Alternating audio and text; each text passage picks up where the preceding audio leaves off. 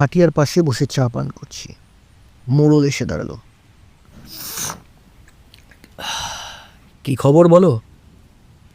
খবর আর কি বলবো বাবু, কাল মমিন যা বলেছে কথাটা মিথ্যা নয়। মমিনকে? আর সে কি বলেছে? আর মমিন আমার ভাইয়ের ছেলে, সে যে বলেছে চিতা নয় অপদেবতা, ঠিকই বলেছে। কেন?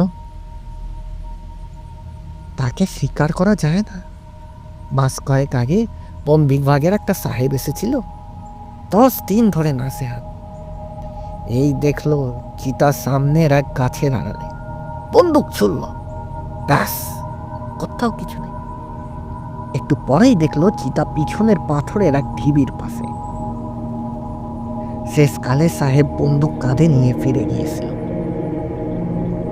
স্বীকার করেছিল চিতা নয়, ভৌতিক কিছু একটা। হেসে বললাম, হ্যাঁ, সাহেব শিকারে যাবার আগে ক গ্লাস মদ টানতেন, সেই হিসাব রাখো মোড়ল। শুধু সামনে পিছনে কেন, তেমন হলে চারপাশে 4টে চিতা দেখতে পেত। আমার রসিকতায় মোড়ল হাসল না। মোড়লের কাছে শুনলাম নদীর ওপারে বনের মধ্যে চিতার আস্তানা। সময় সুযোগ বুঝে সে নদী সাঁতরে ওপারে চলে আসে।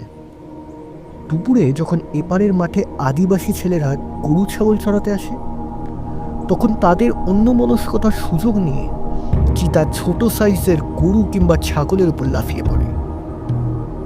তারপর আধমরা শিকার পিঠে নিয়ে অক্লেশে নদী পার হয়ে নিজের আস্তানায় ফিরে যায়।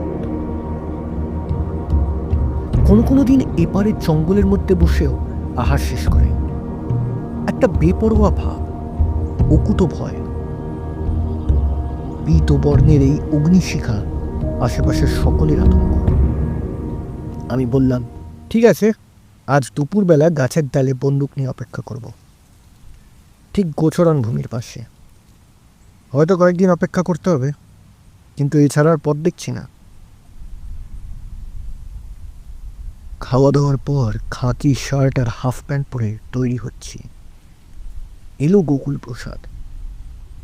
আমি যে পেট্রোল কোম্পানির প্রতিনিধি, গোকুল প্রসাদ সেই কোম্পানির এখানকার ডিস্ট্রিবিউটর। আমাকে দেখে বলল, এ কি রণসাজে কোথায়? অবশ্য কিম্পা নদীর ধারে হরিয়াল আর তিতিরের ঝাঁক নামে এই সময়। পাখি নয় গোকুল, চিতা শিকারে।